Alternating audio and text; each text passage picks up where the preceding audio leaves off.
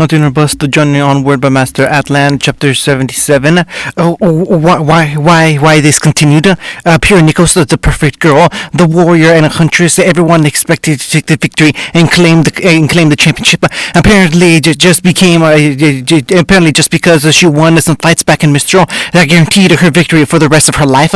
Granted, she had skills like few others in Remnant, and her instincts in fighting were second to none. But everyone had a weakness or an exploit they could fall to. The might invincible may only have one, and it could be hidden. But when it was hit, they fell harder than any other.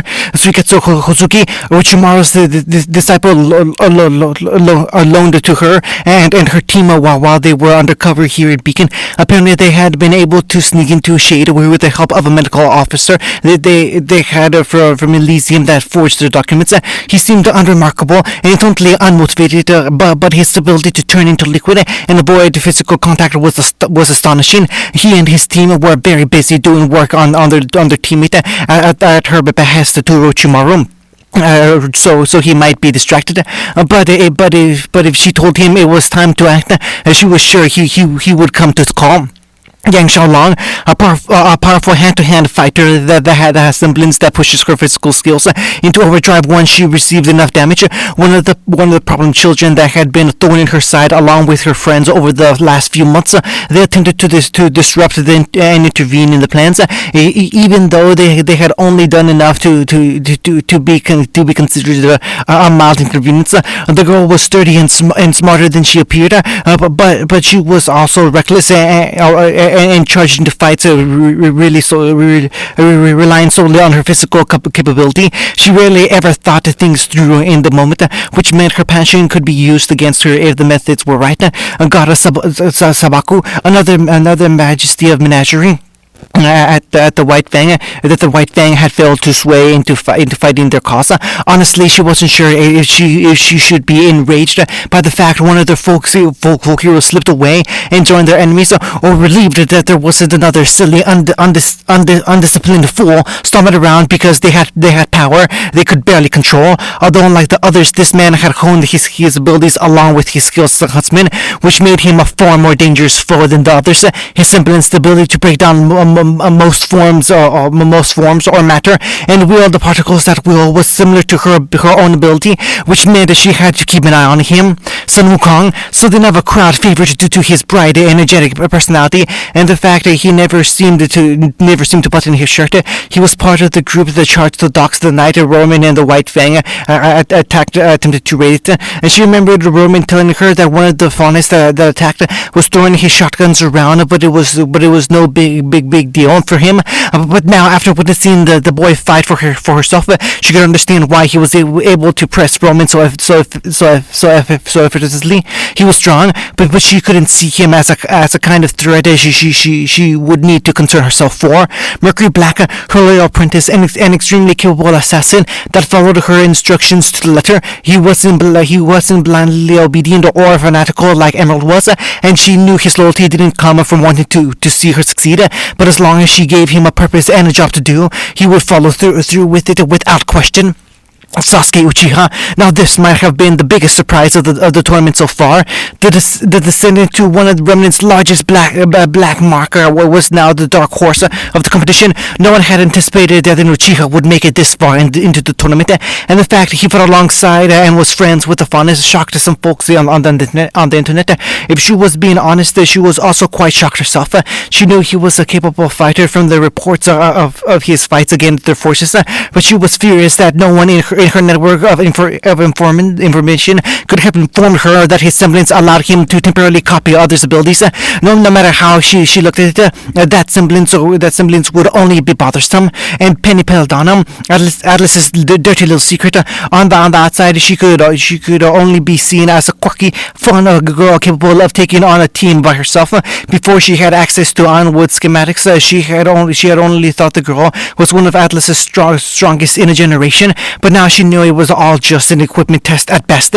What was Ironwood trying to gain from all this? Was it an experiment to see if their robotics could blend in seamlessly without anyone noticing? Were they planning to infiltrate something? Regardless, Atlas's little pet project could do her wonders if she wished.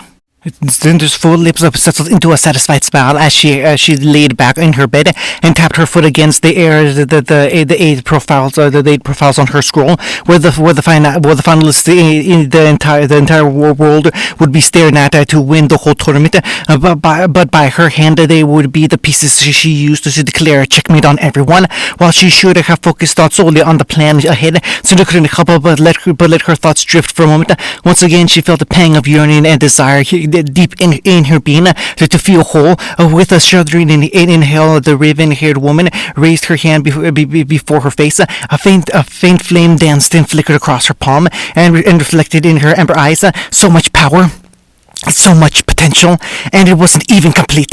She knew the rest of it was hidden somewhere. Osmond and his foolish followers had carted her off to some place to guard her broken body, and the power that still clinging to her dying vessel. If they were truly desperate, and she knew that they were, when it came to the maidens, they would have to find someone to take the remainders of her power before it slipped from her husk and returned to its rightful place with its other half. Would they really kill that broken girl just to alleviate their fears? Would she have to hunt down another bright-eyed girl to get back what was hers?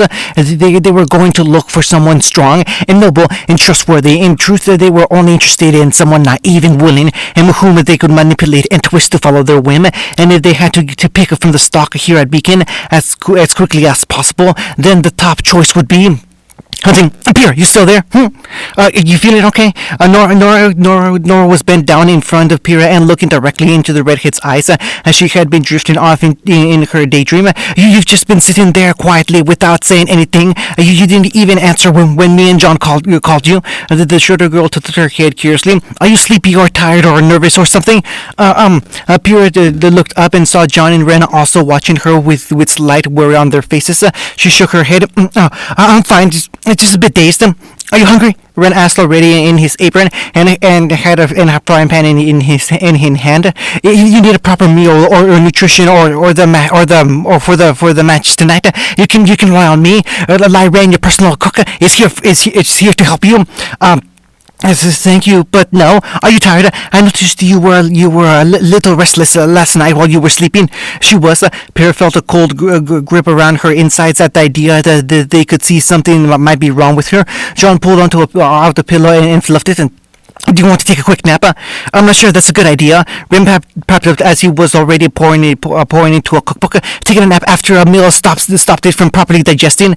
I thought napping after food was actually a good way to build up energy. Not according to this article I read about healthy living. That's just fad stuff, right? They say you can't do this thing on 1 month, and then they follow that up by saying the thing they told you to do is lethal, and you're pretty much already dead.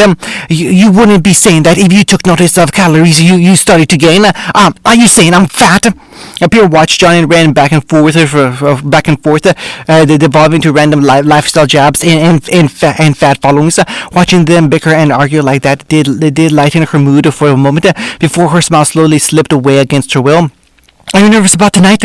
Pierre looked back up and saw the concern on Nora's face when she asked. The plucky ginger snapped back up on her feet. That's got to be it, right? Nerves. I know you're used to fighting in the front of a crowd, but you can still get angsty when you least expect it. We need to calm you down.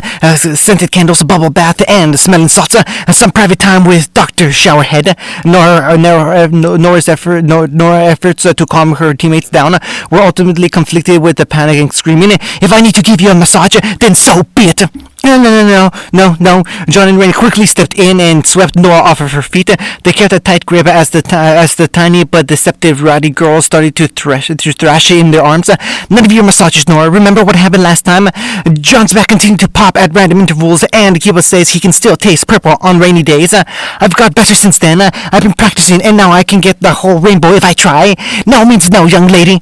John struggled to keep a hold of Nora, realizing somewhere deep inside that the hammer wielder was going easy and not throwing him off of her as he looked at Pyrrha. Pyrrha, you don't need to worry about tonight.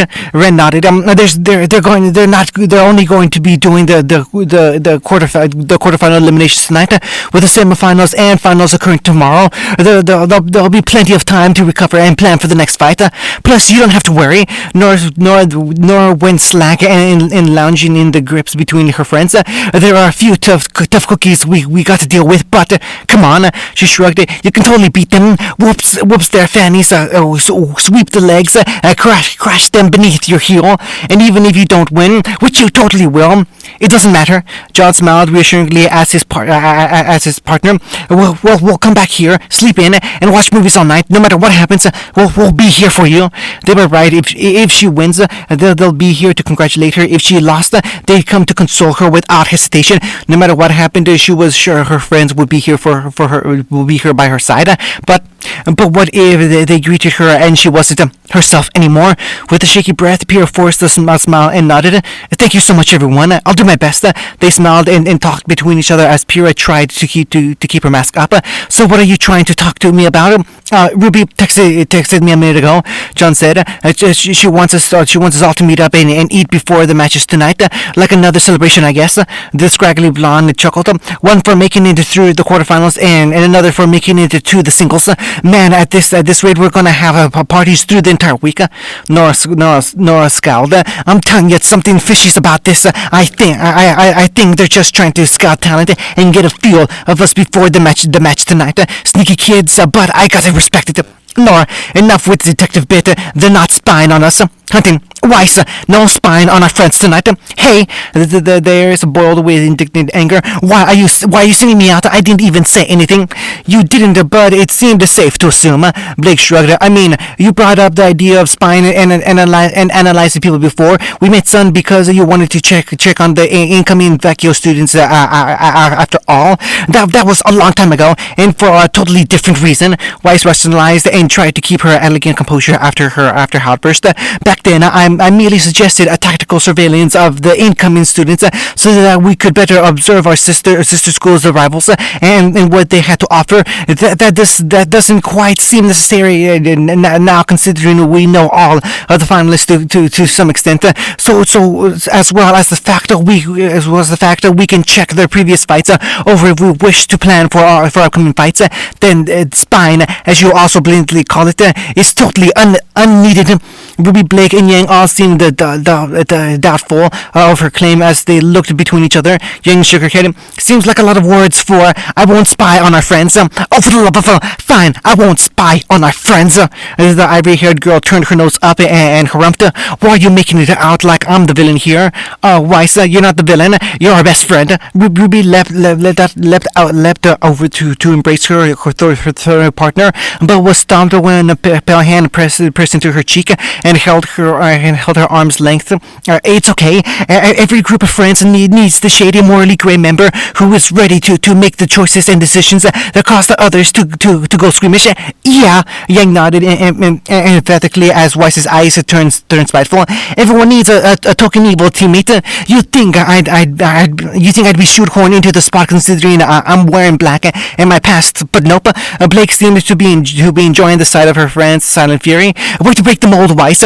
You are all insufferable. RWB Weiss stepped out of the room and into the hallway, and when they did, they found Crow standing just a few feet away from the door and apparently in the midst of a heated conversation. It's not our fault. You lost your bet. Naughty yelled, his ears twitching irritably on his head as he scowled at the older huntsman. That's what you get for betting against us. I guess the school's teaching you scores a little better than I expected. Crow said curtly as he sipped from his flask and gave a quick burp before looking at Team Noctix. Although that little ballerina twirl with your buddy for everyone to see might have been a little too much. A ballerina twirl? I drew my hand large enough to grab Sasuke and then start spinning around like a top to throw him at top speed. At what point did you see me dance on my toes and do a swan dance? Seem to know an awful lot about ballet. Crow shrugged as a vein pulsed on Naruto's forehead. Methinks the brat doth protest too much. What? Stop! Kiba and grabbed Naruto's shoulders and pulled him back before he could lose control. Why are you letting him rile you up like that? He's just taunting you to make you freak out. I know, and it's stupid, but Naruto snarled through his teeth. He's just pissing me off so damn much. One part mommy, one part daddy, all super easy. Uncle Crow! Ruby ran up and frowned at her relative. Stop taunting my friend. They don't deserve it, and they don't know how well you can get in their heads. Yeah, I'm a stinker, Crow chuckled, but I swore to never use this power for evil. I am bound by my solemn vow. The students not related to Crow were unconvinced by his words. And how many drinks does it take for the solemn vow to loosen? Or at least 5.5 drinks. And that one you have there is. The older man looked thoughtfully at his flask. I lost count. Of course you did. Weiss rolled her eyes before looking at the scruffy upkept huntsman. So you placed a bet against Sasuke and Naruto to win. I was under the impression that you weren't the biggest fan of Atlas. I'm not. I have words and grants I could give. These two can attest. Can ruin a dinner. The sisters sadly nodded as their uncle gave a slight shrug. But between placing money down on Atlas or Minato's crotch spawn, I just couldn't do it. I can't put my faith in anything pretty mini brought into this world. I can't do that. I've got my integrity to think about. If you had integrity, you wouldn't be placing bets on students' matches in the first place. I like my interpretation better. Hey guys, Nori greeted her friends outside her door as she was joined by the rest of her team following her out. What are you guys doing? Showing amazing and unbelievable restraint. The blonde faunus was grinding his teeth and glaring at the huntsman who was just smirking down at him, challengingly. Naruto took a deep breath and pointed down at the hallway. Can we just go? I'm hungry and also feel the need to hit something so hard I possibly can before I lose my mind. Yay! Food and violence! The group of students walked down the hallway towards the fairgrounds and left Crow leaning against the wall. But as the rest of the spinal hunters walked away, Pierre lingered behind with the older man. His casual, cheeky smile had lowered into a still expression as he fixed the top back on his flask. Your friends are going to leave you behind if you don't hurry up. I want you to know, Pyrrha hated how weak and uncertain her voice sounded in front of the man as she felt so cautious around. I didn't say anything. I said stuff to my teammates about why I was called to the headmaster's office, but I didn't tell them. Take a breath and calm down. Crow interrupted before the girl was lost in her nifs. Pyrrha did take a quick breath that seemed to calm her down a little. The older man said, Look, I'm not here to spy on you and your friends to make sure you don't say anything. We trust you not to start blabbing to strangers or posting it online for everyone to hear. I'm only here because I wanted to invite my nieces to go out and eat. Turns out those kids are pretty popular and I just need to get in line. Crow noticed how she stared at him. What? How? Pyrrha asked without pause as she shook her head and trembled. How can you act like you don't know something that would change the whole world? The redhead was gobsmacked as she looked at the huntsman. How can you be so casual and frank with what you know? Crow stared at her silently for a moment before looking aside and letting out a soft sigh. He scratched his hair and looked at the young lady silently, panicking in front of him. And nothing good was ever done in a state of fear or panic or unease. I can't tell you how many times I fretted about the stuff I was told, or how often I thought of telling others about it. But every time I did, I thought about what would happen when I said it, and the panic it would cause afterwards. He spoke sternly, but confidently to the young warrior. You can't let it take every waking moment from you. Pyrrha still looked uneasy. Why are you saying this now? You seemed far more curt about all of this yesterday. True, he did not have the most glaring of impressions when he met the supposed champion of the new generation. He had been far more brash and forward with his words and in what his group was asking of the girl. He believed there was no point hiding their needs and intentions behind flowery rhetoric and sentences checked over with the thesaurus. He was so much more straight with the girl than she was probably comfortable with, and if she hated him for it, it was fine. It didn't bother him, and he could live with it as long as she understood. until he went to sleep that night, and his dreams were overwhelmed with the idea of Ruby and Yang being in her position instead. He hated the idea of hesitating or restraining from something so important that just because he imagined someone he cared about in place instead. But when he did, he imagined how they would have felt hearing all of this from him. Look, I know this is heavy, and you're probably thinking about it nonstop. Crow said softly as Pierre looked up at him. This is an important and huge decision, but it's still your decision. Us thinks you're the best candidate for something this big, but there are other things. But there are others. If you choose not to, somehow the idea of a different girl being put into position with the enormity of what was at stake both relieved and sickened her. If you really don't want to do this, in your heart of hearts, you know this isn't what you want, then you look us in the eyes and say no. It's as easy as that. After he had finished, he had hoped to see some form of ease on the girl's face, or her shoulders tighten with the weight removed. But somehow she looked even more conflicted and scared when he was done. He was about to speak before she beat him to it. No matter what it means for me or how it turns out, can you look me in the eye and tell me it wouldn't be better if I did this and damn the consequences? They secured the fall maiden. They kept it out of the hands of Amber's attacker. That ticking clock of how long the injured girl could last would finally disappear, and they'd have an ally to fight against the looming threat that hovered over them. That they were all just waiting to strike, and all of that in exchange for simply her entire identity and life built so far. Crow was left silent after her words. Pyrrha shook her head. Then how could you possibly say this is an easy choice? Without another word, the redhead walked away to join her friends again. With a deep harrowing breath, Crow calmed his mind and closed his eyes. He reached into his pocket and pulled out his flask to take another swig. He upended his bottle and tried to ease his nerves, only for it to be empty. The husband chuckled joylessly. Just my luck. Hunting, need a drink? Karin?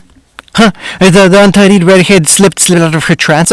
The young lady fixed her glasses and looked up at the menu of the drink booth they had arrived at. Sorry, I wasn't listening. You need a drink. Sugetsu pulled out his wallet and laid some lien on the counter. 2 smoothies, please. The vendor nodded and turned to make the orders. The white-haired leader looked down at his teammate. Are you feeling okay? You've been in a daze this whole time. Yeah, sorry. No insult or injury, retorted that ended with her lashing at him with a fist and blowing a portion of his head off.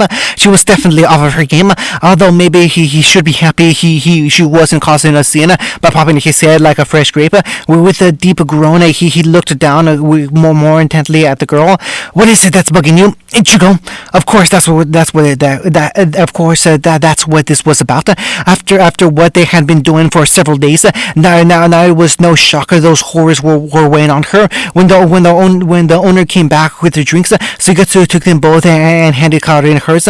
Once he did, he gently led her by the shoulders towards the spot where the people's traffic was light, and they'd be unnoticed. When they were alone at a bench, Karin took a step and stared down at her drink as Sugetsu stood up beside her. He looked around to make sure no one was watching. So how's it troubling you? Just listening to him is making my skin crawl off the bone. The redhead whispered as she closed her eyes and dipped her head.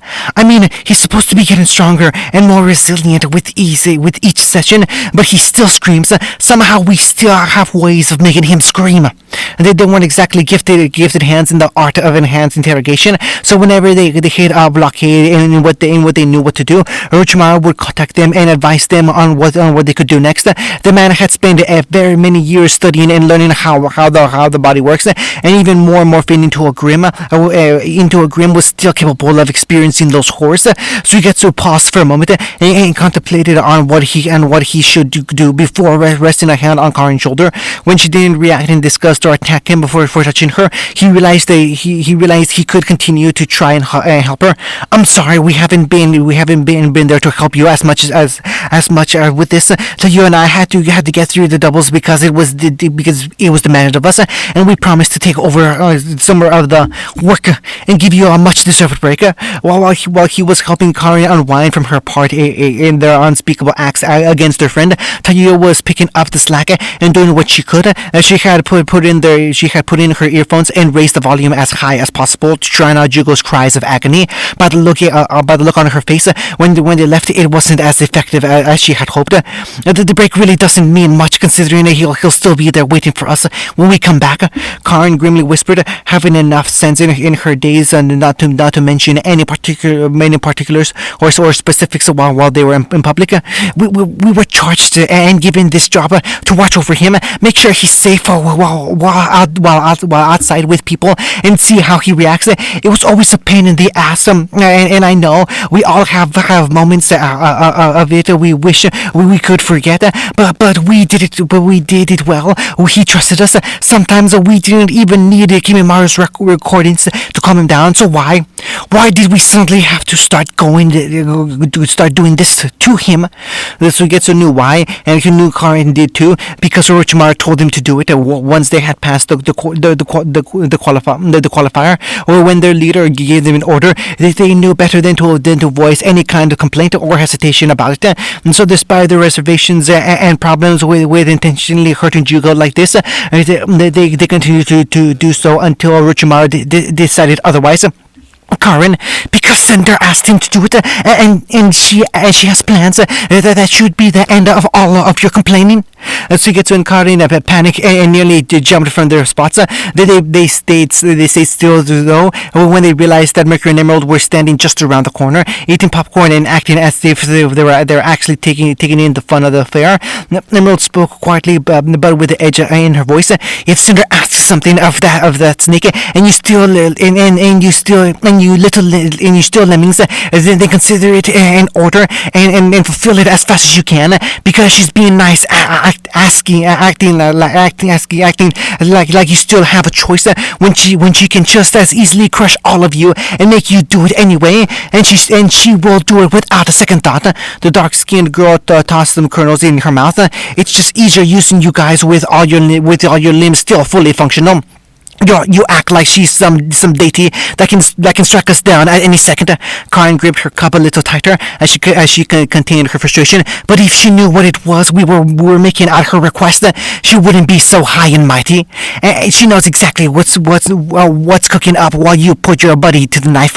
Mercury said before Emerald could lash out at their obscenity.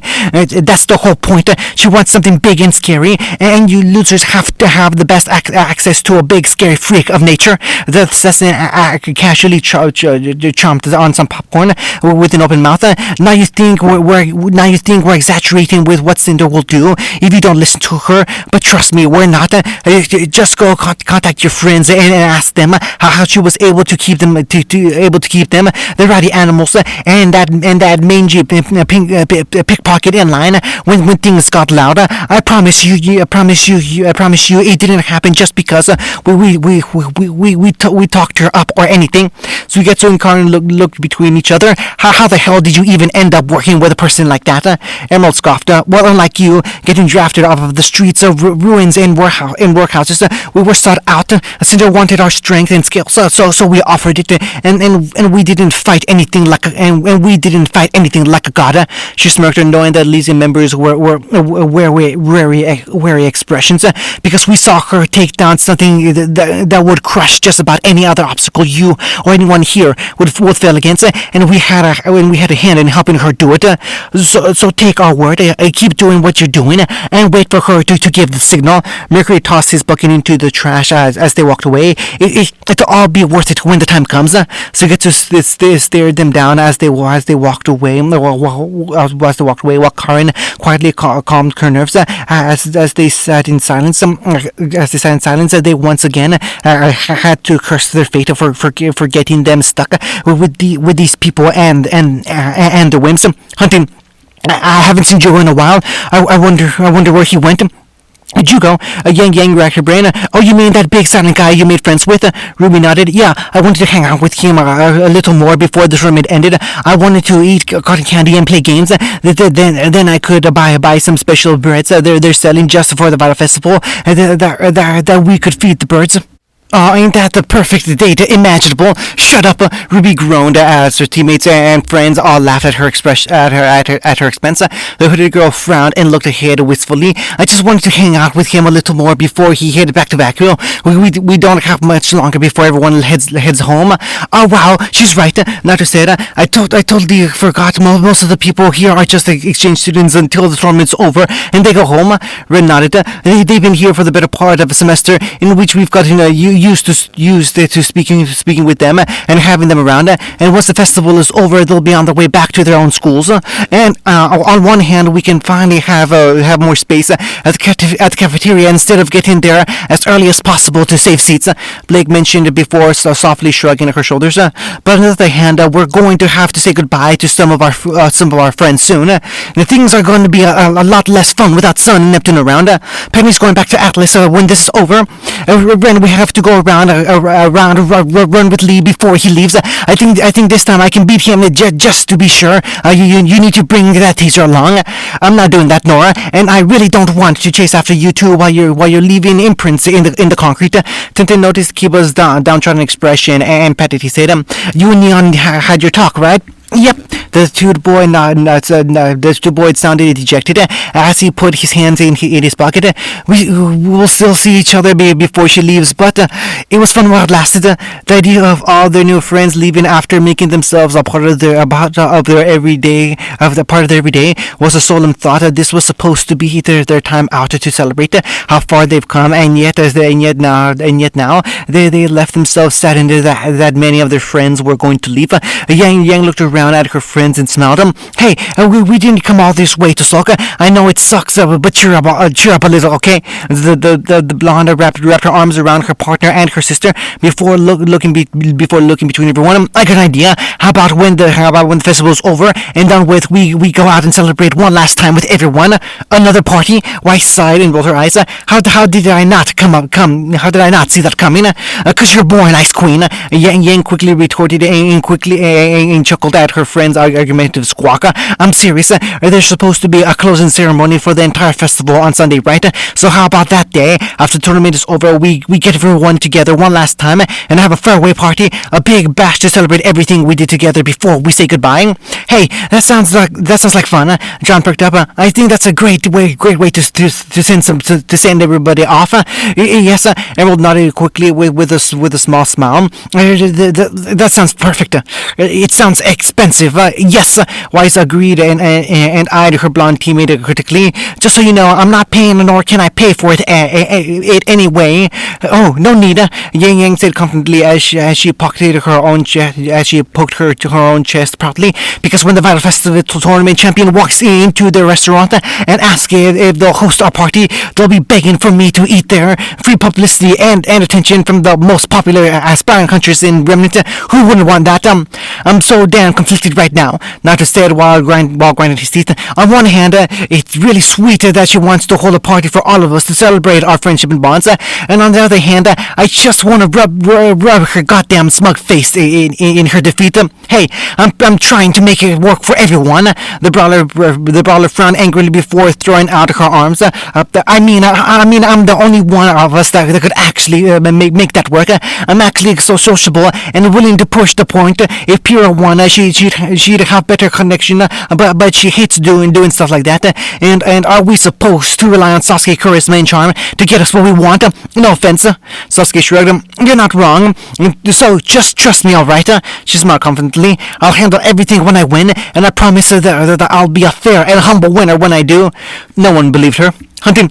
Yeah, Lee had been handicapped at a young age with an injury to his hand that left him severely weakened. They worked well enough, and he could make fists with them, but he could only keep a grip for so long, and it was a strain for him to fight with them, which is why he had to train his legs, feet, and kicks to a degree few other hunters in the world could ever hope to match. And training relentlessly to keep his body in peak shape, and burning a passionate fire in his heart instilled by a teacher who never gave up. There was no one better at handling him than Lee. Keep your eyes open. A taut string swept over his head and forced him to dodge. Conqueror wasn't energetic or passionate about fighting or really much of anything. Instead, he faced every challenge or struggle with a calm spirit and a calculating mind, opting to avoid the direct confrontation and instead lay traps that would spring to catch a grim or criminals that faced him. With his strings and his ability to apply control over them, like they were his own fingers, he could catch anyone by surprise. Yeah, a powerful wind blew through the air, blowing over dust and sand before sharp fans swung out to strike. Tamara was the undisturbed vanguard of granite.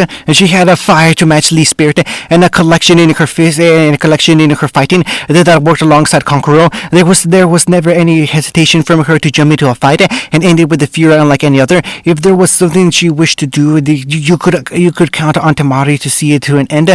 All three of them were fantastic, powerful warriors that could have taken the spot in the single round. And now Gara found himself faced with his partner and siblings attacking him for all sides. The red-haired raccoon focused stayed light on his feet and jumped back to avoid his sister's fan swinging for his face. He raised his hand and slammed them on the back of her forearms before she could make a full swing and gather enough power. Tamara continued to press forward and try to slash at him, but her little brother proved he knew how she thought and continued to stop her. With an irritated yell, she snapped forward and knocked Gar off of his feet with a quick kick to the stomach. Gar rolled back on the ground and quickly stopped himself in a crouch, channeling his semblance into his hand and slamming it into the dirt. Without wasting a moment, he threw his hand back up and created a spirit of sand and dust that with the gust of wind Tamari channeled towards him. Her wind nearly blew through his guard, but Gara forced it to stand until his sister finished attacking. But the moment she stopped attacking, Lee appeared in a burst of speed behind Gara and attacked her with a spinning kick. He quickly dropped to the ground and avoided the blindly fast kick that swung over his head and into his pyre of sand. He lashed his hands out at his speedy partner, and Lee quickly evaded the incoming sand with backflips and jumps. The moment he landed, he dashed forward with a flying kick at Gara. The Faunus ducked aside and leapt up to engage his friend in battle. He had no hope of matching the martial artist in blows alone, but with his semblance, he did stand a chance. He stayed on the back foot. He tried to block Lee's attacks with every other kick and backhand landing somewhere on his body.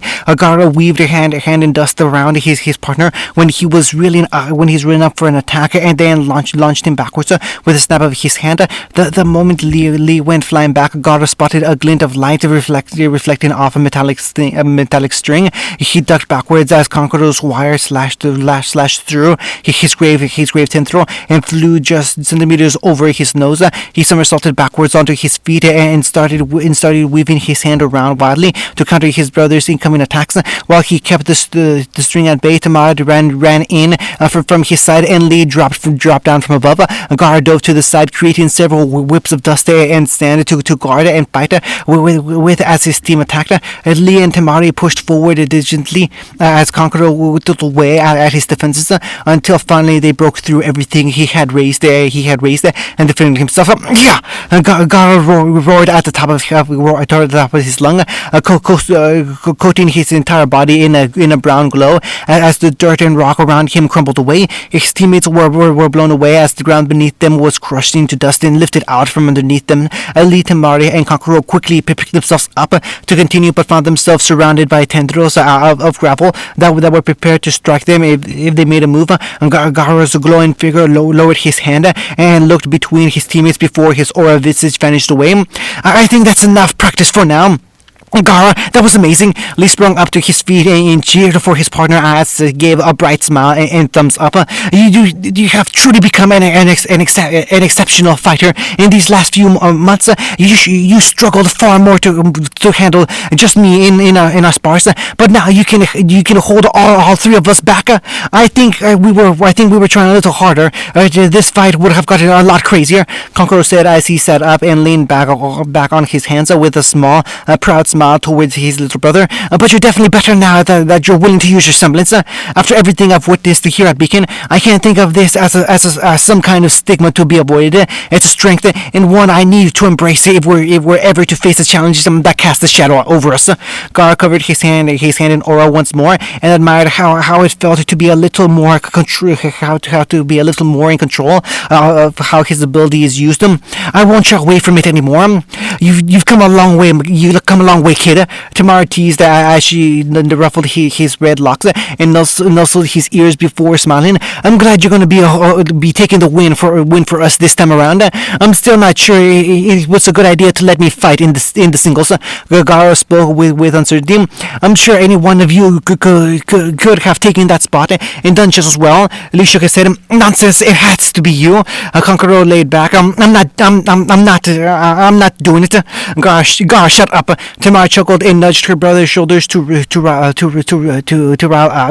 him out of his doubt. A lot of people in our school look up to you, so it's gonna mean a lot more for you to be up there than any of us. She smiled and bumped his chest with her fist. So do your best.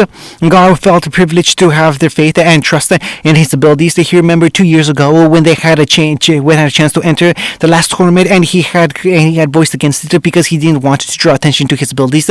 But now he was using his semblance. They made it to the single round, and he was the one representing his team instead of them. It left a tinge of guilt in his chest, but he pushed it down as he remembered they didn't want him feeling guilty right now. They put their trust in him to win, so he had to make sure their belief wasn't wasted.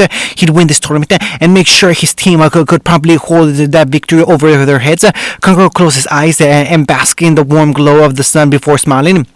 Can you guys believe this is it? His teammates looked down at him as the older boy looked up at the bright sky. Once we go home, we get only one more year. Then we're left out to do whatever it is we end up doing. Wow, really selling us on that Conqueror. Tamara said flatly as she sat down in the grass as well. I wonder what will be waiting for us once we graduate.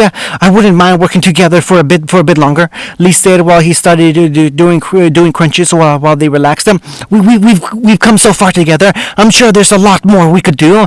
That does sound pretty nice. What about you, Gara? That sounds like a very good idea. The young leader seemed deep in thought before looking at his team. I think we need to help the people in Bakuyo. You want to stick around as a huntsman in Bakuyo? Kangro shrugged. Sounds like fun, but honestly, I was thinking about traveling a while to see what that felt like. No, I'm not talking about just doing a huntsman work. Gar shook his head and looking back at them with determination. I want to do something to help the people of Bakuyo, something that could make life there a little easier for the people that call it home, some kind of structure. Tamara and Kankuro sat up to look at him in surprise, as even Lee stopped working out to look at his partner. They shared a look before Tamara shook her head. Gara, that's a noble goal, but Bakuyo isn't like that. There's been tons of people making claims that they'd restate a form of government in our little wasteland, but it usually always ends up the same. No one wants any part of it, and then the people that make the claim usually end up drowning their disappointment. Conqueror warned, it's not easy to help people in a way none of them want to be helped. But there's a way, Gar countered and got their attention. There is at least one form of structure and authority that's withstood the test of time in a place where no other has lasted. Lee tilted his head. Shade, that's right. If I could learn how it has stood for so long and utilize those methods outside of the school, maybe something could stick. You need to be a teacher to learn how that stuff works from the inside. I know. And to be a teacher, you need to be a reputable huntsman others can trust to guide their students. I know. So, I don't think there's any better reputation boost than winning the Battle Festival tournament. They all smiled at their young leader as Gar nodded with his resolve steeled. The calm young man showed a strong smile. Then that's just another reason to win this fight. Hunting, you're going to talk to her, right? Huh? Sun looked away from his ring toss and at his teammates who had asked him the question. He shrugged. Well, of course I'm going to talk to her. I want to say goodbye to Blake and the others before we leave the tournament is over. I got a lot of people I need to say goodbye to before we go. He tossed the ring and then looked up and thought, actually, it might be a little awkward if I end up fighting Yang and then I try to talk to her. Things might be weird then. No, man, not like that. Nevin groaned and walked over to his friend. I mean, are you going to talk to her like the talk? Ew. Sun grimaced in disgust. I'm not going to talk to her about that. We're friends, but not close enough to do that. The blonde turned away for a moment before turning back to his partner. Plus, I think I heard somewhere she's got some books that go over the topic better than I could. No, dummy. Sage palmed his face in exasperation. She means, are you going to talk to your friend so you can stay in contact, talk a little more, and then maybe, Oh, Sun looked around stiffly before letting out a big exhale and casually tossing in the last ring. I totally want to keep in touch with Blake and the others. They're awesome, and I'd love if we could hang out more, even after we left. Heck, if we can meet up again when the next festival comes around, that'd be awesome. But I don't think that's gonna happen, really. But you seem so close. Yeah, I think so too. Sun grinned and crossed his arms confidently behind his head. But I think she isn't really looking for anything like that right now. Blake's awesome. But when she's focused on something, she gives it her all to make sure it works out. I thought it was so cool that she could be so passionate, and I hung out with her a lot. So even though I know she's great, I also know she isn't looking for an opportunity to share that passion with someone else just yet. Sun kept his bright smile on as he faced his friends. Just wasn't meant to be. You okay with that, Matt? Scarlett came over and patted his friend's shoulder. I mean, you liked her a lot, right? Are you fine just ending it without even trying to do something? Yeah, the monkey finally chuckled. I mean, trying to ask her out wasn't the end game for us hanging out at all that time. The cheerful blonde shrugged. I mean, when I first arrived, she definitely caught my eye, and I wanted to go out with her in a little more personal way. But then when I realized that probably wasn't going to happen, I felt like some stress or weight came off my shoulder. I started to hang out with her and the others as friends, and just appreciated that. You shouldn't want something from the people you help be the only reason you help people. Damn. Sage scoffed and shook his head in disbelief as Neptune wiped a tear from his eyes. You're way too good and upstanding for a guy that never buttons his shirts. Plus, to be honest, Sun snickered, I think when the day comes that she does decide to share that passion with someone else, there are a few other people that have her attention first. Don't say that. Sun was surprised when his teammates yelled at and surrounded him at all sides. Scarlett grabbed his leader's shoulders and shook him. Don't say that. You don't deserve the love.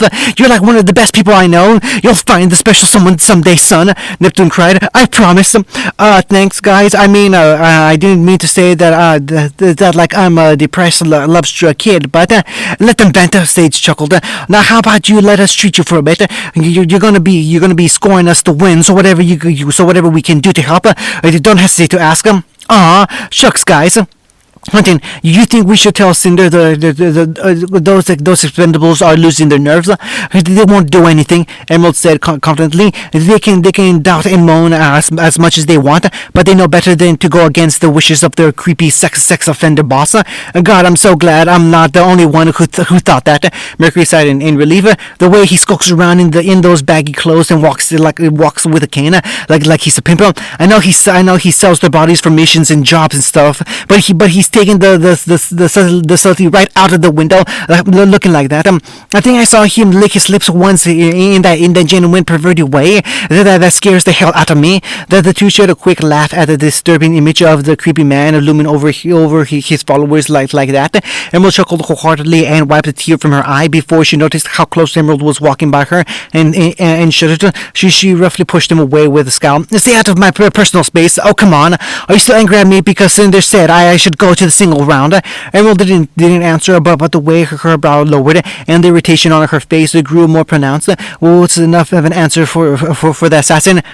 Look, there were a lot of factors going into why I was chosen to be a fighter. Most of them resolving around me being the better fighter and all around stronger than you. Keep talking. The silver-haired boy smirked at her challenging words as the shorter green-haired girl glared at him.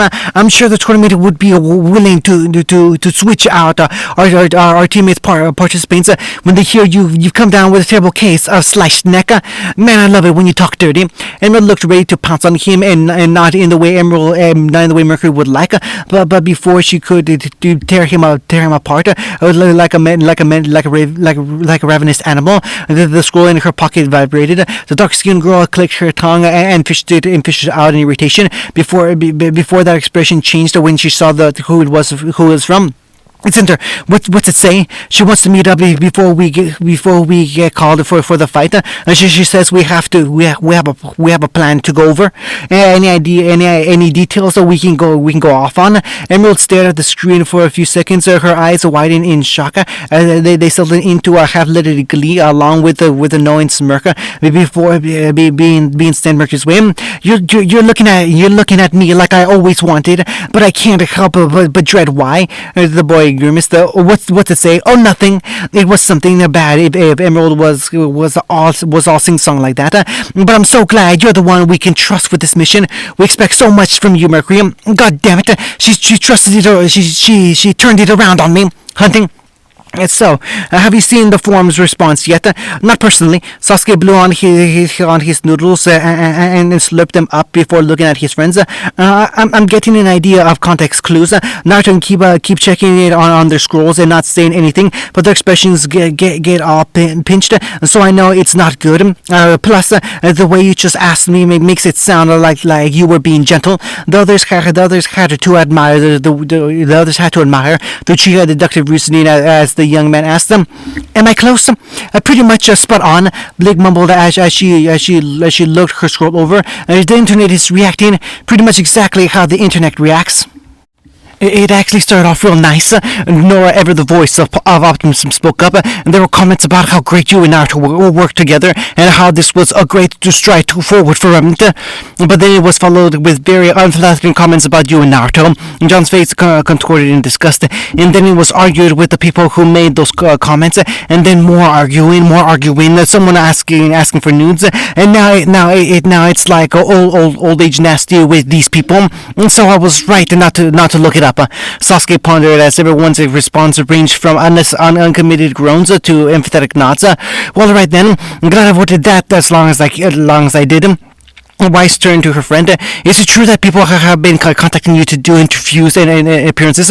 Yes, the tournament isn't even over yet. I don't think they're trying to get his view on the tournament, Weiss. I think they're trying to lure him in and then drop questions about his past family and how he got here. That's what I figured. That's why I've been blocking all the new numbers to my scroll since the fight. He saw the sympathetic expressions his friends were giving him. It's okay. I kind of anticipated this when we decided we would join the tournament. I'm sorry, buddy. Naruto apologized as his ears lowered. Maybe it wouldn't have been so bad if we didn't make you the best single round representative. Well, it's not like I'm the only one getting this treatment. That's true. Reed popped up with a nervous chuckle. You should see all the stuff they say about Gaara and Penny and Sun on those red threads. Plus, there's a lot of naughty stuff about Yang and Pyrrha that I spotted. Okay, enough from you, little sis. Multiple heads clamped down on the youngest girl's mouth before she could cheer up Sasuke by slandering the others. I think we get the point. I think it's quite remarkable that you can be so focused like that, Sasuke. The raven-haired boy looked over and saw Pyrrha stare down in her noodle with her chopsticks swirling in them. I'm sure if you win, people will start to look at you differently. They'll have to once they see just how admirable and honorable you are. You'll get the chance to show them who you really are. Sasuke looked down at his empty bowl. Who I am, huh? There was a notification across all their scrolls that quickly got their attention. Ruby slapped her older sister's shoulders. Yang, it's about time. Yep, about time we started heading out. The blonde slipped out of her seat and bounced on her foot away with the grin.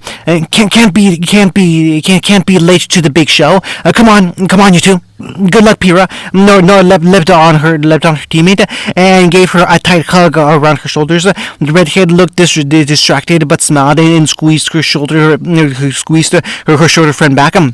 We'll be cheering you on. You'll hear me, John, and Ren calling your name, and I swear we'll get Ren to cheer loudly.